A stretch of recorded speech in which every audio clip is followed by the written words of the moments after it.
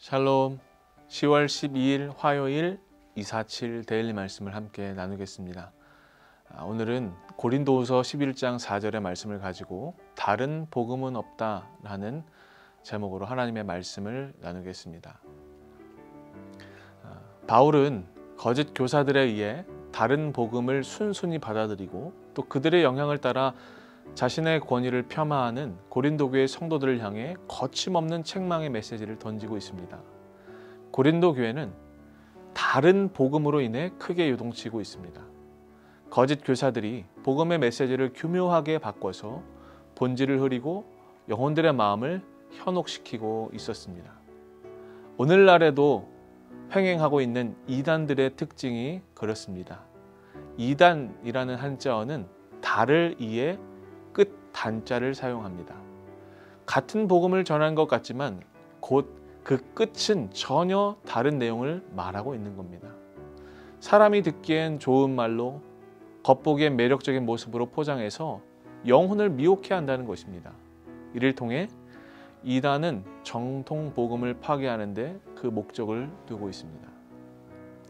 고린도 교회 성도들이 느끼기에 거짓 교사들의 화려한 말솜씨에 비해 상대적으로 어눌했던 바울의 언변은 큰 매력을 느끼지 못할 수도 있었습니다.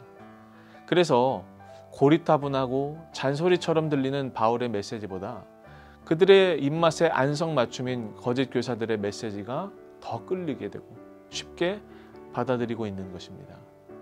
바울은 자신의 언변이 부족하다는 사실을 인정하고 고린도교회 성도들에게 용서를 구합니다. 그럼에도 그가 거짓 복음을 전파하지 않았다는 사실은 분명히 합니다.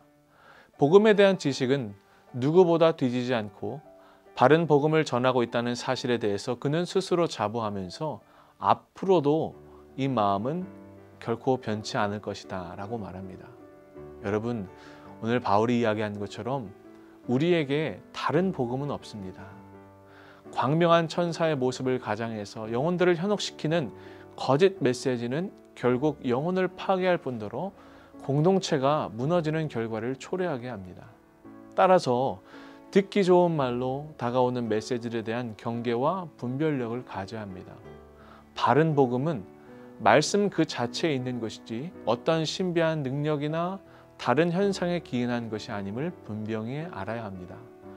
특히 하나님 외에 자신이 신비롭고 특별한 존재임을 드러내는 자들, 또 사람들이 말하는 그런 사상, 존재들, 이런 현대의 우상들을 우리가 조심해야 합니다. 어느 누구도 그리스도의 십자가 앞에서 특별한 존재란 없습니다. 우리는 모두 죄인이며 마땅히 죄값을 치러야 하는 존재였고 그리스도께서 값없이 주시는 은혜로 다시 살아난 자들입니다. 그리스도만이 우리가 주목해야 할 유일한 분이심을 기억해야 합니다.